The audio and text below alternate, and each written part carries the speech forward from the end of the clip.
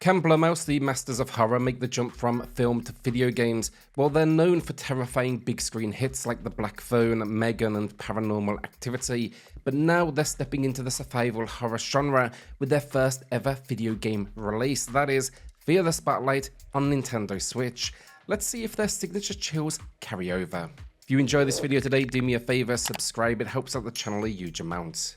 Before we do dive into the story then, a quick note: if you're worried about constant jump scares, Fear the Spotlight isn't that kind of horror game. Instead, it builds a creepy atmosphere, keeping you on edge without relying on cheap scares. It's really all about the tension here. So in Fear the Spotlight, you play as Vivian, a student at Sunnyside High. Now, out of classic teenage curiosity and maybe a dash of stupidity, you and your friend Amy sneak into the school to conduct a séance because, of course, the school library in this world conveniently has a Ouija board. Now, predictably, this goes horribly wrong, and now you are separated from Amy. You are basically left here to find her, avoid a sinister entity stalking you, and uncover the dark history of this school. Yeah, the story had me hooked from the get-go. The characters are well written, and the mystery of Sunnyside High's past is genuinely intriguing. There are plenty of natural moments that do move the plot forward, but what I really appreciated were the optional diary entries and notes that do deepen the narrative for those who really want to explore further. Also, after finishing the main storyline, which took me around 2.5 hours, there's an additional storyline that unlocks, nearly doubling the playtime. Now, I won't spoil anything for that one, but for me, the bonus content was scarier than the core game. The new threat is far more intense, and yeah, it was an absolute standout. Fear the Spotlight is a 90s inspired horror experience, clearly drawing from the PS1 era with its low poly aesthetic. Now this, it's a third person survival horror game, so don't expect any combat. This is all about running and hiding. You have nothing in the way of defense. Basically, evasion is your only option. And as the name suggests, many of the enemies in this game wield spotlights, and if they catch you, they will set you on fire. So do be prepared here for tense moments sneaking around, sprinting down hallways, and ducking under tables. It is very much a game of cat and mouse, and your survival, it hinges on staying out of sight. Now that said, it's not brutally difficult, meaning it's not an instant death scenario. The spotlight, yes, deals damage, but you'll use inhalers to heal up after taking a hit. It keeps the tension high here without being, overly punishing. Because of this, the controls are kept simple. You can walk, sprint, duck, and interact with your surroundings. Now early on, you'll also pick up a flashlight. This becomes essential for navigating those dimly lit environments. Additionally, throughout the game, you'll be gathering various collectibles. Some are needed to solve puzzles, while others help you advance. Think like finding a screwdriver to unscrew vent covers and crawl through. Interestingly as well, certain interactions, like using the screwdriver, switch to a first-person view where you'll need to use a cursor to manipulate objects on screen, so in this case, select the different screws. It's a nice change of pace, and it works surprisingly well from a control perspective because it adds a bit more immersion to the process. Inventory is also easy to manage because there's no restrictions or limits. It's simply a button press away, and when an object is needed, the game prompts you to access it. Stealth then feels solid as well in Fear the Spotlight. While there's a smaller selection of enemies, each presents its own unique challenge. It keeps things fresh. I really enjoyed sneaking from table to table, dodging their gaze, and interestingly, these enemies don't seem to react to sound as much. It's all about line of sight, or at least that's the case until the additional storyline kicks in, but I won't spoil there what the big changes are. The puzzles then are decent, though a few too many lean on the classic find the missing object formula, like hunting down a water valve to progress. I would have loved to have seen more of the puzzles that demand a bit more brain power, as they were a real highlight. So for example, I was particularly impressed with the endgame and would have loved more sequences like this, because in these moments you're shifting objects around environments to unlock new areas, all while entities actively hunt you in the same room. It was just tense, well designed, and of course it had me on the edge of my seat.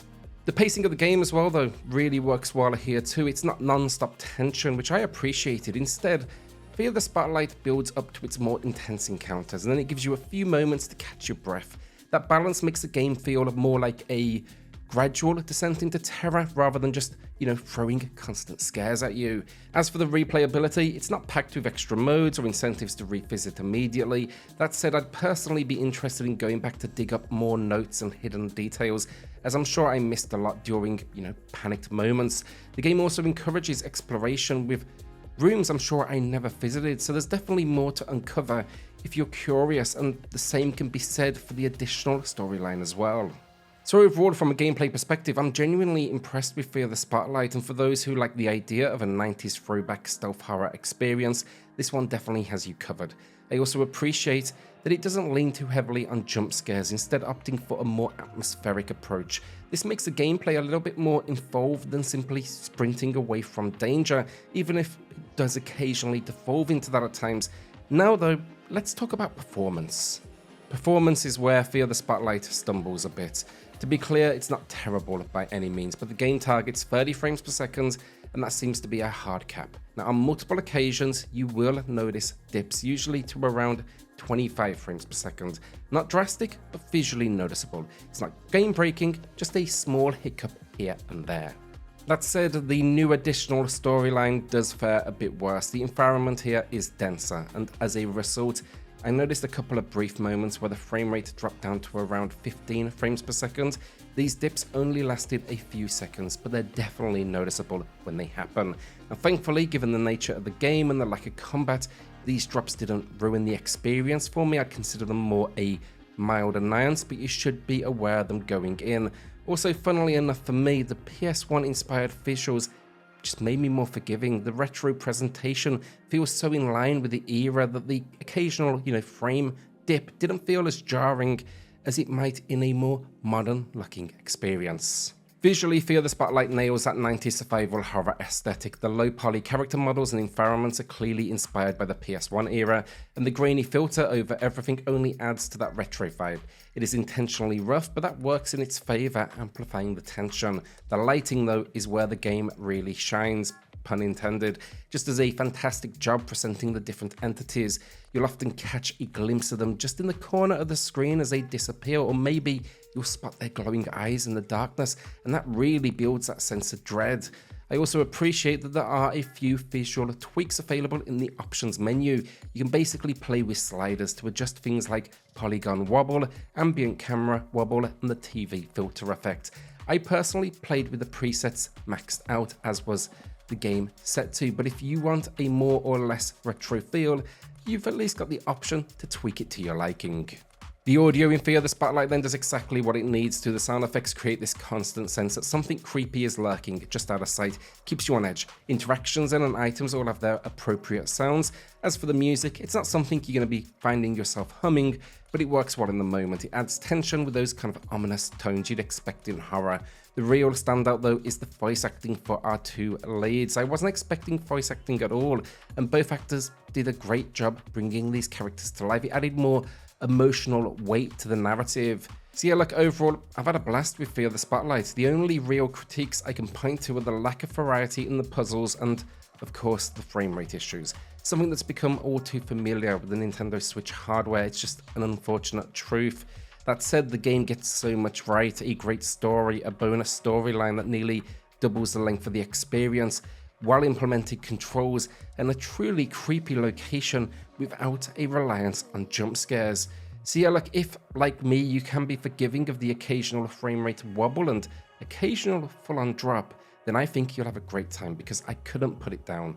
Blumhouse Productions, welcome to the world of video games. If you can keep delivering at this level, horror fans are in for a treat. It is a great 8 out of 10 from me today, and I'd love to hear your thoughts on this experience. So let me know in the comments, will you be picking it up? Will you be checking it out?